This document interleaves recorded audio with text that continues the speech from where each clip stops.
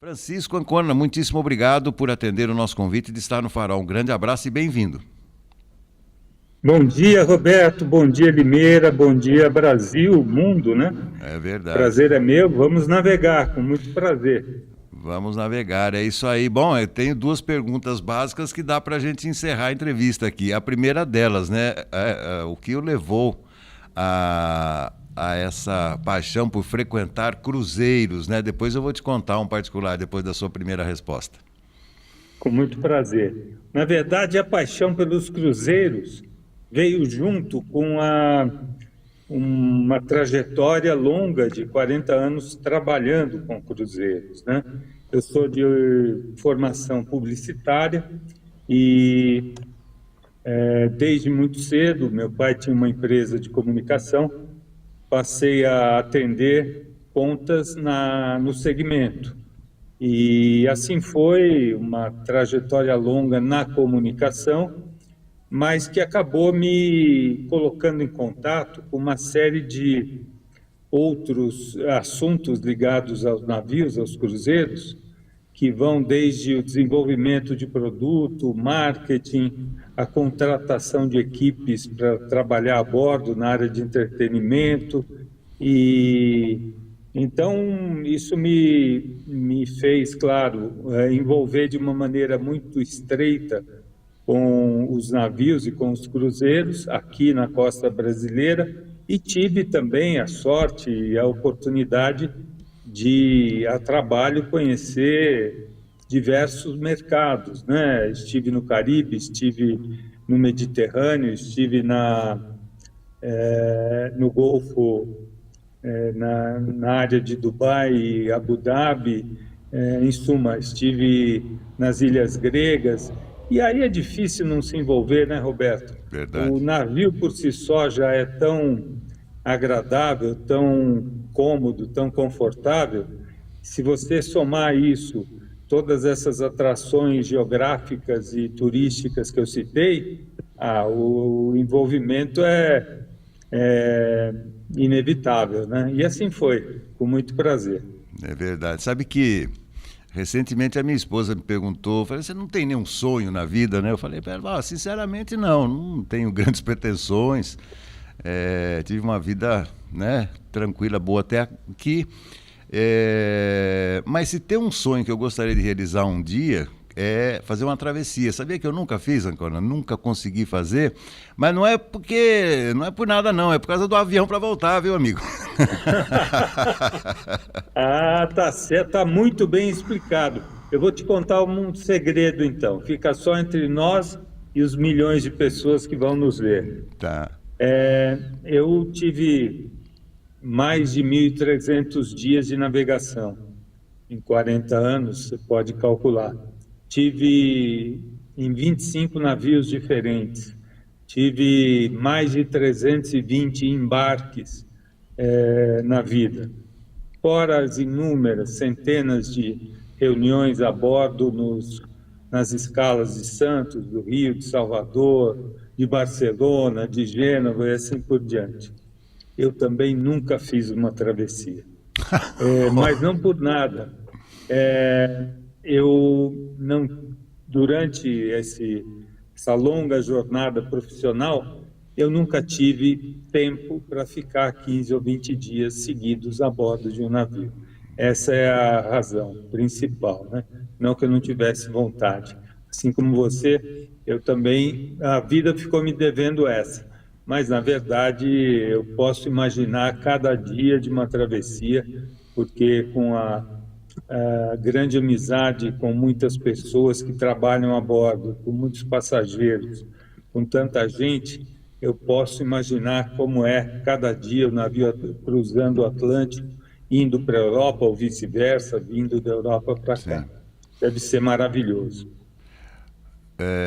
Na sua trajetória, né, existiu um vínculo familiar, né, para entrar nesse mundo dos navios e dos cruzeiros, e na minha também houve um particular. Minha mãe gostava muito de cruzeiros, frequentava muito antes, né, de eu ter feito o meu primeiro cruzeiro, e tem uma foto emblemática que eu guardo até hoje, Ancona, que é a minha foto no dia no jantar de gala do comandante.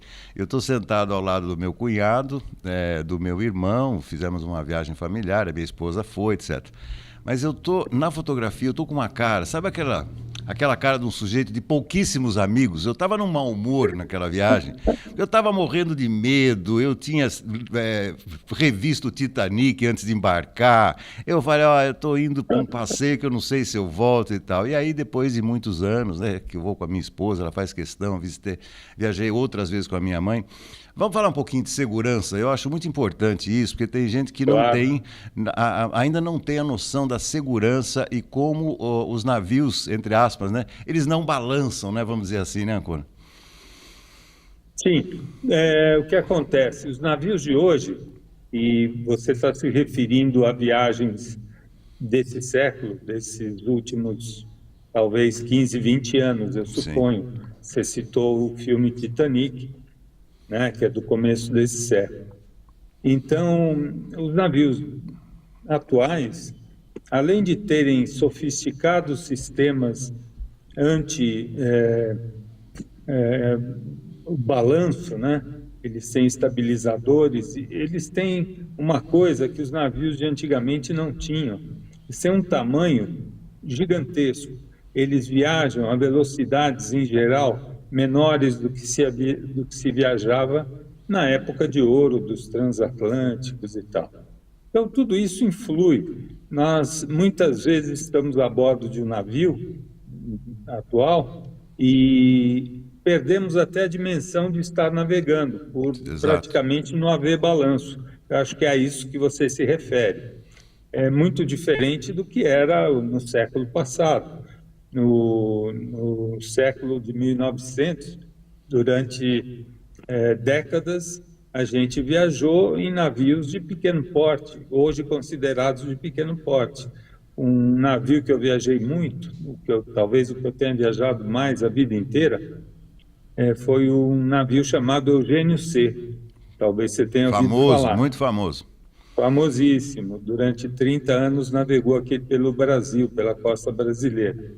Esse navio era considerado um navio gigante, um navio muito grande, tinha 218 metros de extensão, de comprimento. Os navios hoje, os que vêm aqui para a costa brasileira, os maiores, estão ao redor de 330 metros, 320 metros, ou seja, eles cresceram um terço no comprimento, mas principalmente cresceram muito mais no volume deles, na altura, né? Então, os navios de antigamente tinham proas muito longas, né? Eram navios muito bonitos, até na minha opinião. Hoje em dia eles são navios com um formato diferente, eles parecem grandes edifícios, né? Sim. E eles são muito grandes, muito pesados e navegam a uma velocidade mais lenta. Então, em condições boas de navegação, eles dão a sensação de estarem praticamente parados. O que é legal por um lado, mas por outro lado, perdeu-se aí um pouco do encanto, da mística. O navio balançou, mas eu sobrevivi, eu passei bem, né? Tem um pouco isso. Quem navegou, navegou naquela época. Daqui para frente vai ser difícil isso voltar a acontecer. Mas quem quiser um pouco de emoção, basta definir o seu cruzeiro lá para Buenos Aires ou para Montevidéu, né? Porque daí o navio dá uma balançada, né, Ancona? Nem sempre. Tem um pouco de lenda nisso, mas eu diria que nas estatísticas é verdade que ao atravessar o Golfo de Santa Catarina, a gente está indo em direção ao sul, normalmente as correntes são contrárias, podem acontecer dias de ventania, de mar mexido e tudo mais. Muito mais do que um mini cruzeiro aqui pela região, né, do sudeste brasileiro, ou mesmo para a Bahia. Então, realmente os cruzeiros que vão ao sul, na direção do sul, quando passam por Santa Catarina, pelo litoral do Rio Grande do Sul, principalmente ali na região de Punta del Este, eles enfrentam um vento forte de proa que se origina, que nasce lá no Polo Sul, né? E Sim. é de lá que vem as frentes todas e tal. Mas durante o verão isso não é tão frequente. Antigamente as travessias que iam de Buenos Aires, passando pelo Brasil e rumo à Europa ou vice-versa, sofriam mais porque aconteciam o ano inteiro. Você tinha travessia em maio, junho, julho, meses de inverno. E aí realmente precisava ser um pouquinho mais valente para enfrentar. Mas eu diria que riscos ao navio ou mesmo ao ser humano, o máximo que acontecia e pode acontecer ainda é um passageiro enjoar um pouquinho, Sim, sim, sim. marear e tal. Não é agradável enquanto está acontecendo. Depois que passa, a gente tem história para contar, né?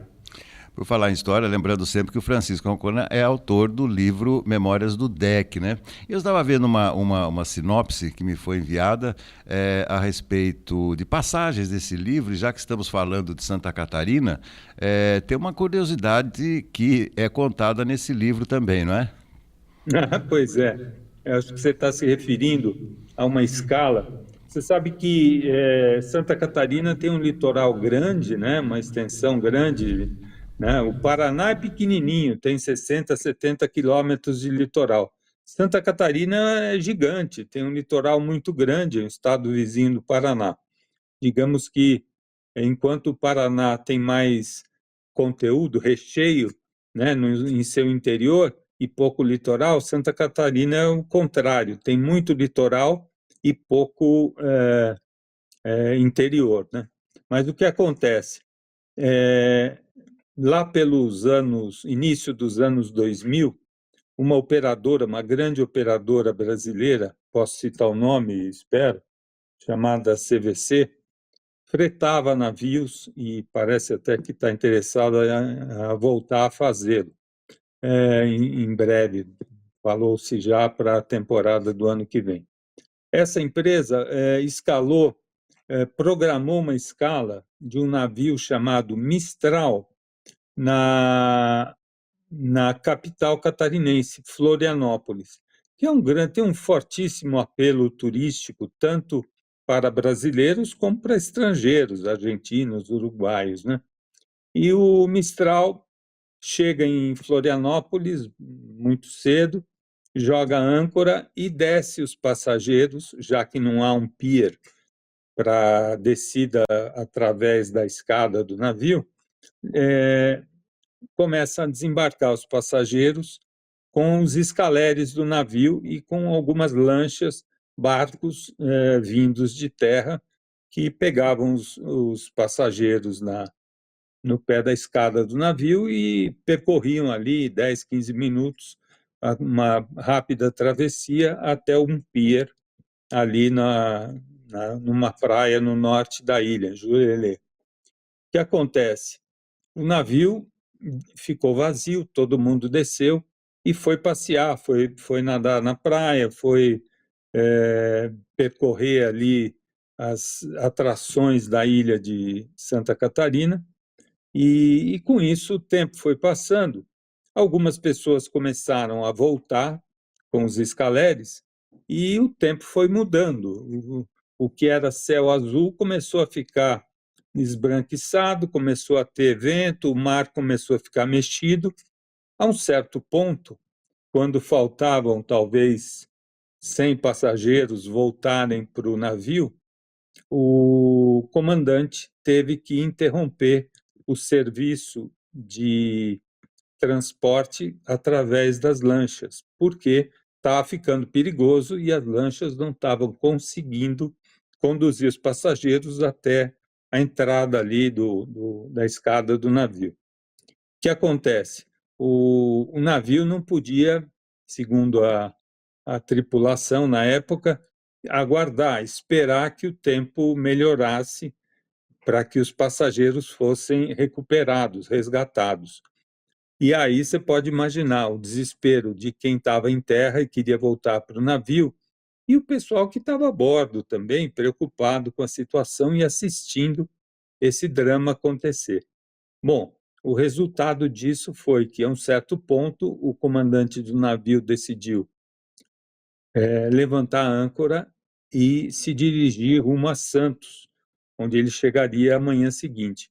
Enquanto isso, os passageiros em terra eram conduzidos a um serviço de ônibus turísticos, né? Mas aí o que acontece? Tinha passageiro que tinha ido à praia, estava de calção de banho, camiseta, Exato, chinelo, exato. areia, não podia tomar banho, não tinha o que fazer.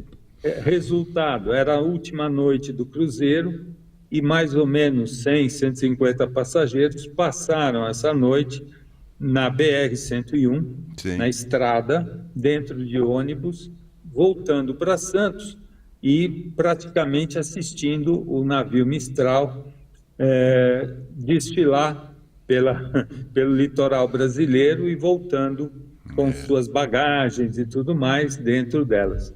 Eu sei que esse dia eu estava em serviço em Santos.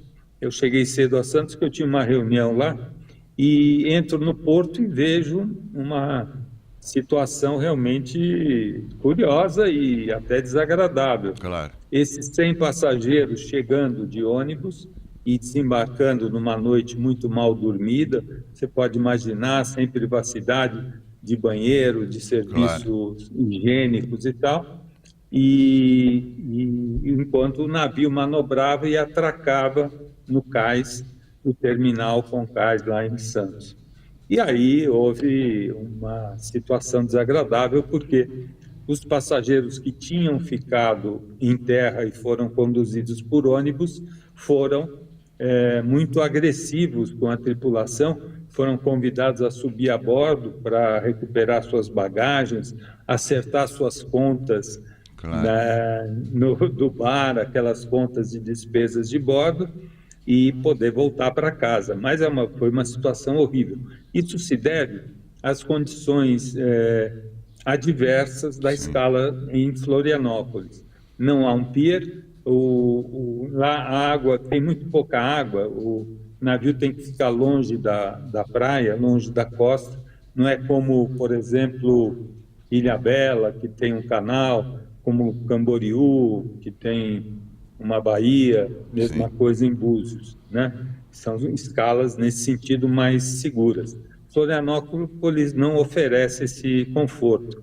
Então isso entrou no livro que eu escrevi, porque foi um episódio, e é uma memória que eu tenho dos anos, digamos, heróicos aí dos cruzeiros, o início dessa fase de grandes temporadas de cruzeiros aqui na costa brasileira, né?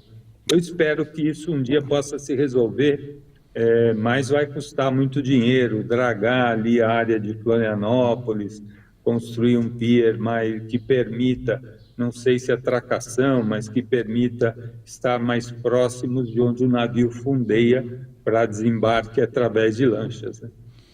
E eu sempre encontro com catarinenses, né? Sempre quando viajo, né? A minha esposa, por exemplo, tem uma amiga que ela viaja praticamente de graça, tanto que ela joga, ela adora cassinos e ela é presenteada com viagens gratuitas, né, para jogadores, né?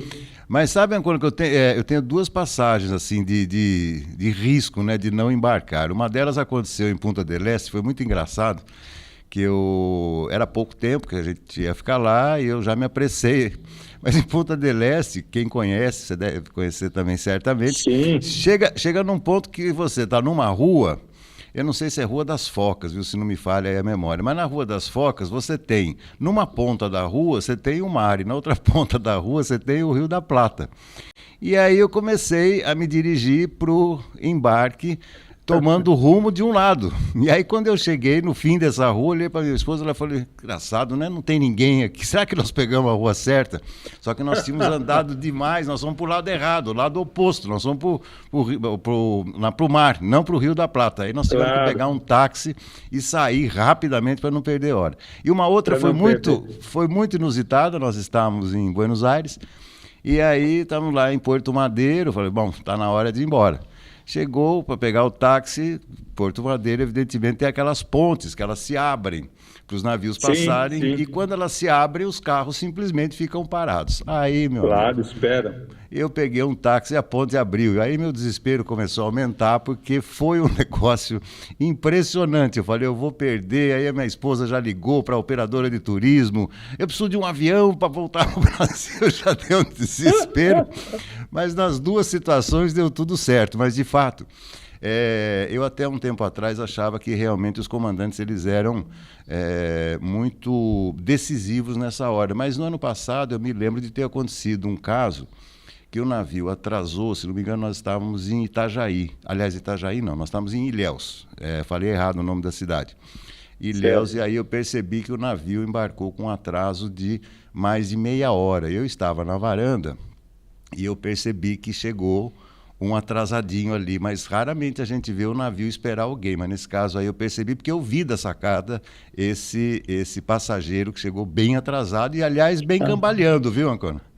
É mesmo, mas acontece muito, ainda mais na Bahia, aquela escala deliciosa de Ilhéus, né, que a gente conhece tanto e tal. Acontece sempre, especialmente nos navios de hoje, quando você tem 3, 4 mil passageiros, é inevitável, sempre fica alguém ou sempre pode ficar alguém para trás, alguém que perdeu a hora, não olhou no relógio, ou em suma teve algum problema, como você teve em Buenos Aires, de trânsito e tal. Isso acontece. Eu já vi acontecer muito. Por sorte, nunca aconteceu comigo, até porque eu, em geral, trabalhando para as várias empresas que fazem cruzeiros aqui, ou faziam, é, tinha sempre que ter uma prudência muito grande em relação ao horário. Então, eu não me alongava muito. Mas esse tipo de coisa é comum. E hoje em dia você acessa no YouTube e vê diversos vídeos de gente correndo desesperada no cais e o navio já teve, eu conheço muita gente, e muita mesmo, que perdeu o navio e conseguiu, com a lancha do Prático, alcançar o navio e ser embarcado de última hora, evidentemente tomando as broncas eh, mais enérgicas do comandante, do comando do navio, porque cada minuto de atraso custa caro para a companhia marítima, né? Então, é bom tomar esse cuidado. Mas é isso, está sujeito. E muitas vezes acaba virando história para contar depois, né? Claro, claro, exatamente, exatamente. Queria uma recomendação sua também, gostaria de ouvir, em relação aos casais com crianças, né, filhos pequenos e tal. Muita gente tem aquele receio de levar crianças, principalmente crianças de 5, 6, 7, 8 anos, ou seja, não bebês especificamente, para o navio, com medo, né, que alguma coisa aconteça. Mas as equipes de recreação dos navios dão conta de tudo isso, não dão não, Cona? Então, essa é uma área que eu assisti de perto. Eu conheci muito de perto as áreas de entretenimento e o preparo, o treinamento, a reciclagem dos monitores especialmente de duas companhias marítimas, uma italiana e uma espanhola, que atuaram aqui no mercado brasileiro. Eu lembro quando começou o serviço de entretenimento infantil, nos anos 80 ainda, no próprio Eugênio C., que a gente já citou, e era muito iniciante a coisa, viajavam poucas crianças, viajavam essencialmente casais, não diria idosos, mas adultos maduros e tal. Era um outro estilo de viagem, né? Depois virou um hotel de lazer, depois virou realmente um destino para famílias e muitas vezes com crianças. E hoje em dia a quantidade de crianças é muito grande. Então, o que acontece? As equipes de entretenimento, recreação, se sofisticaram muito. Então, você tem por faixa de idade os clubinhos para de 3 ou de 2 a 5 anos, de 6 a 10, de 10 a 15, os adolescentes, e depois tem os jovens, né, que tem um outro tipo de oferta de entretenimento. Então, hoje em dia é muito fácil, hoje em dia é raro não haver crianças, né? Eu lembro, por exemplo, naquela época, era muito comum você ter uma programação de entretenimento essencialmente para adultos e adultos maduros já, né? Então, tinha muito baile, muito cinema. Antigamente tinha cinema nos navios, né? Antes que eles tivessem as TVs nas próprias cabines, tinha, mas era o ritual mesmo, né? Tinha os coquetéis de gala, as festas temáticas para adultos, né?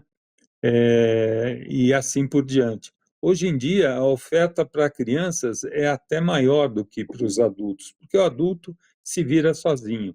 O adulto faz a sua própria vida a bordo. As crianças têm que ser guiadas e monitoradas, porque...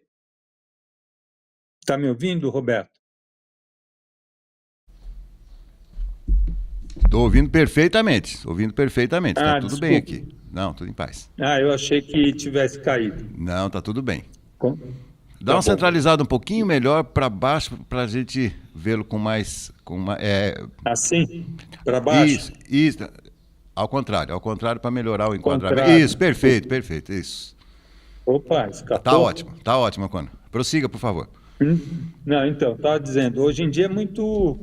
é, é, a- o volume maior de atividades está realmente endereçado às crianças.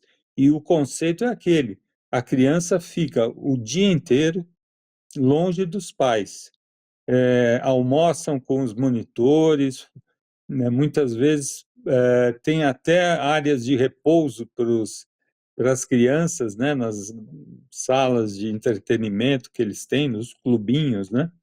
E os adultos fazem uma programação muito mais a seu bel prazer, né? Os pais realmente ficam livres do empenho de estar com as crianças o tempo todo.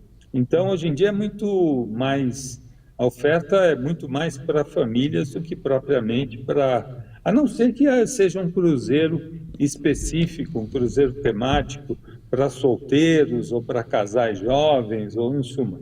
Mas nas viagens normais a família é prioridade.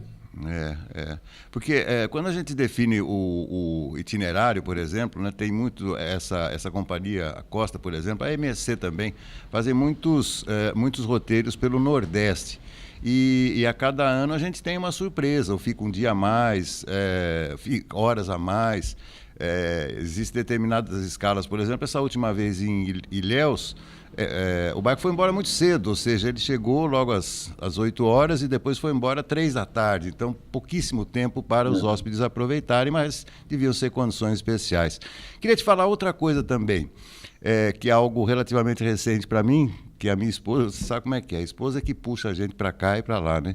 E ela sempre, assim como minha mãe, sempre adoravam assistir aos espetáculos, né, noturnos que os navios proporcionam em seus horários. E mais recentemente eu adaptei os meus horários aos horários dela e, consequentemente, aos horários das apresentações.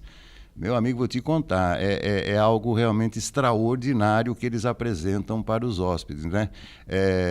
Por isso, os teatros dos navios vivem lotados nesses horários. Você concorda? Com certeza. Primeiro, os recursos técnicos são espetaculares. Você tem recursos de som, de áudio, né, de som e de luzes incríveis. Você tem artistas performáticos, você tem atividades que não devem nada para grandes teatros europeus. A maioria dos artistas são europeus, né? Então é impressionante. As pessoas vale muito a pena. Eu acho que tornou-se, não era, tornou-se uma das maiores atrações de um cruzeiro para um público adulto. Embora nada contra as crianças participarem, assistirem também, mas o adulto adora, e de qualquer idade, né, do jovem ao idoso, é espetacular. Você vê coisas que hoje em dia você só vê em navio, e isso é maravilhoso. Acho que é um ponto forte, que as companhias investem muito, treinam muito, contratam excelentes artistas, e é um dos pontos básicos do sucesso da vida noturna a bordo. Deixa eu lhe falar agora, aproveitando o seu vasto conhecimento, não tem nada que me incomode em navio, especialmente, né, em particular em cruzeiros. Mas se é uma coisa que me chama muita atenção, para ser bem sincero, me incomoda um pouco. Nós passamos a época da pandemia, se quiser falar um pouco sobre isso, por Sim, favor, fique à vontade. Depois, novos hábitos foram adotados pelas companhias, né, novos procedimentos e protocolos. Mas algo que me incomoda um pouco é o seguinte, principalmente os marinheiros de primeira viagem, a sensação, entre aspas, né, de liberou geral em termos de alimentação. Nós estamos numa época onde a gente quer cuidar do meio ambiente, evitar desperdícios, mas ainda eu percebo que os cruzeiros podem avançar muito mais nessa área, principalmente do desperdício, e isso, claro, que interfere diretamente no custo da claro. operação, não é? Com certeza. A tradição de que se come muito e se come bem nos navios, ela traz esse pênalti, né? Porque as pessoas se sentem livres, muitas vezes, de se servir em abundância, em quantidades superiores àquelas que serão consumidas. E isso é muito desagradável mesmo. Eu sei que as companhias têm tentado adotar algumas medidas em relação a isso, mas ainda há, especialmente que os navios se tornaram gigantes, que levam alguns milhares de passageiros em cada viagem, você tem passageiros de origens diversas, das capitais, do interior do Brasil, do norte, do sul, culturas mesmo, hábitos diversos. Então, é difícil você padronizar isso. Então, ao se ver perante um buffet de café da manhã, como aqueles que, em geral, os navios servem, o olho acaba, e são, em geral, opções muito estéticas, além de saborosas, as pessoas abusam e acabam desperdiçando realmente uma quantidade grande de alimentos. As companhias, depois, no final, acabam tentando minimizar, mas esse continua sendo provavelmente um belo desafio que elas encontram. É uma pena, é desagradável desperdiçar tanto alimento como vinha acontecendo a bordo desses grandes navios, né? Estamos caminhando quase. Olha, eu queria agradecer muito a Sandra de Ângeles, né, que proporcionou esse encontro maravilhoso Com contigo certeza. aqui, né? E, aliás, eu já vou convidá-la para ter o espaço Sandra de Ângeles aqui no Farol permanente também para trazer convidados tão especiais, importantes e inteligentes como é o seu caso. Queria tocar Obrigado. num outro assunto também, né? Esses dias eu estava brincando, meu filho está organizando uma pequena reunião de casamento agora para janeiro.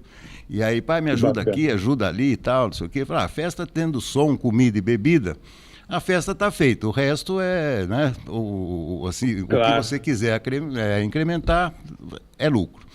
E eu estou falando de bebidas, porque bebidas é assim, para o homem uma cervejinha basta para que ele fique contente e feliz. Aliás, quem compra esses pacotes de bebida, eu vejo também um imenso desperdício. Eu vejo gente tomando long neck 8h30 da manhã antes de tomar o café da é manhã. incrível, É uma coisa só é porque é de incrível, graça e tal.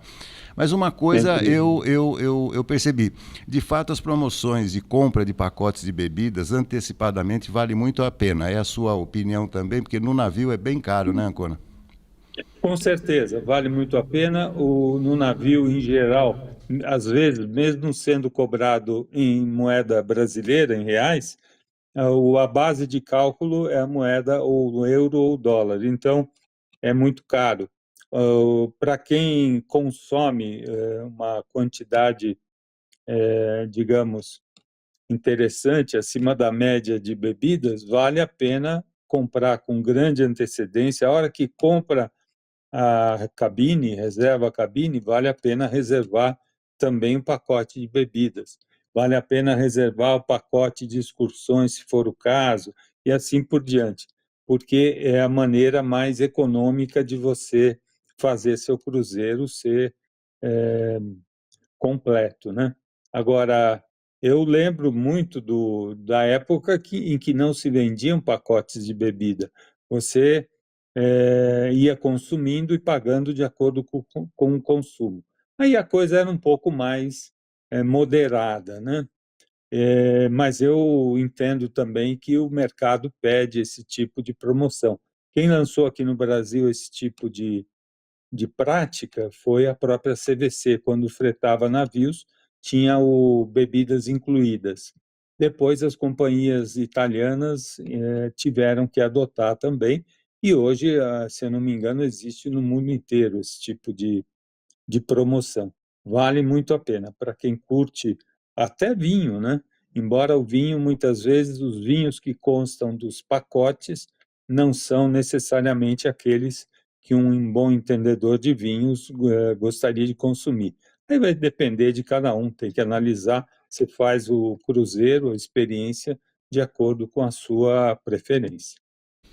Perfeito. Antes da gente concluir, lembrando, né, nós já vimos a fotografia da sua obra física, né, o seu livro físico também.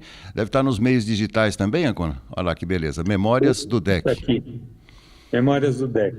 É um livrão, 480 páginas, quase 1.000 fotos, 900 e tantas fotos, histórias e bastidores dos cruzeiros na costa brasileira. As pessoas podem comprar no link www.memoriasdodec, tudo junto, DEC é ck.com.br. Extremamente fácil e acho que vale a pena. Para quem curte navio, vai ter muita curiosidade, muita lembrança interessante aqui de como começaram os cruzeiros aqui na costa brasileira. Bacana. Estará em breve, tomara no meu acervo, né, na minha pequena biblioteca, porque eu tenho vários souvenirs de navio, né? Já fui sorteado para ganhar algumas coisas e tal. E olha que, inclusive, eu tive assim, o privilégio de renovar votos de casamento durante uma cerimônia cristã dentro do navio. Foi muito emocionante, viu, Ancona? Muito bacana. É bacana. Em geral, o comandante participa, né, do evento também. É muito bacana. Eu lembro do tempo em que havia padres a bordo, né? Hoje em dia já não é tão frequente, mas é um momento pessoal maravilhoso. Um casal que esteja viajando, guardar essa lembrança de renovar os votos de casamento em alto mar. Isso é fantástico, exerce um fascínio muito grande. É uma das boas coisas que se pode fazer a bordo de um cruzeiro. E nesse cruzeiro, é o primeiro que eu fiz em especial, né, que eu te falei que eu estava muito mal-humorado. O lugar que eu mais ficava no navio era numa pequena capela, era um navio da CVC, tinha uma capelinha ali, falei, aqui que eu venho todo dia para pedir proteção, viu, Ancona? Tanto medo que eu estava. Olha, era muito interessante a época que os navios tinham essas capelas ecumênicas, né? Porque eram talvez o único lugar do navio onde você podia sentar e refletir, descansar durante 15, 20 minutos, meia hora, sair daquela agitação que, em geral, são os corredores e salões dos navios, né? É maravilhoso, é uma surpresa, né? Uma das experiências inesperadas. Bacana. Bom, conversei aqui com Francisco Ancona, que é autor do livro Memórias do DEC, mais uma vez agradecendo a Sandra de Ângeles, que proporcionou esse encontro. Olha, mas não deu para a gente esgotar nem metade do assunto. Quero convidá-lo no final da temporada para estar conosco aqui novamente, para a gente fazer uma nova avaliação, ou antes se der, porque o papo foi muito gostoso e é muito conhecimento. E olha, uma coisa, né? A gente que passou dos 30, né? Vamos dizer assim. Gente que passou dos 30 faz tempo, eu acho que é quase que uma obrigação da gente transmitir conhecimento e experiência para essa juventude que vem vindo aí, né? Principalmente conhecimento e experiência. Eu acho que é um dever de todos nós, viu, Ancona? Completamente de acordo, é por isso que esse livro foi produzido e eu fico à disposição com um grande prazer. Eu tenho muita história para contar ainda. Então, quando você quiser, fique à vontade, a Sandrinha ajuda a gente a agendar e vamos conversar, vamos falar de navio que vale demais a pena. E agora vamos naquele momento que todos celebram, eu queria celebrar também, é quando o navio deixa o porto, né? Com aquele apito, aquela festa no deck, né? Lá em cima, todo mundo acenando para as pessoas que ficam em terra e muita alegria para quem vai navegar, né, Conan? É de arrepiar, né? São Verdade. algumas das melhores lembranças são essas, o navio deixando um porto onde você embarcou, onde você passeou, e você deixa para trás muita coisa, em compensação, encontra pela frente muito mais coisa, em geral mais prazerosa e agradável. E teve um dia, a minha esposa tem uma amiga que gosta de frequentar o Yacht Clube de Santos, que fica no Guarujá. Sim, E uma das distrações desse Yacht Clube é ver os navios, né, na época de é temporada, verdade. que é muito bonito também, eu já fui nesse deck e tal, e aí a amiga dela falou para ela, não deixa agora, se for embarcar, faz tchauzinho para mim. Mas eu falei, eu vou Até tentar, parece que a gente... né? Até parece que dá para Não, ver, né? mas é uma das coisas emocionantes também é ver o navio no horizonte passando, deslizando, né, pelo Oceano Atlântico, é bonito demais. Desperta muito sonho, né?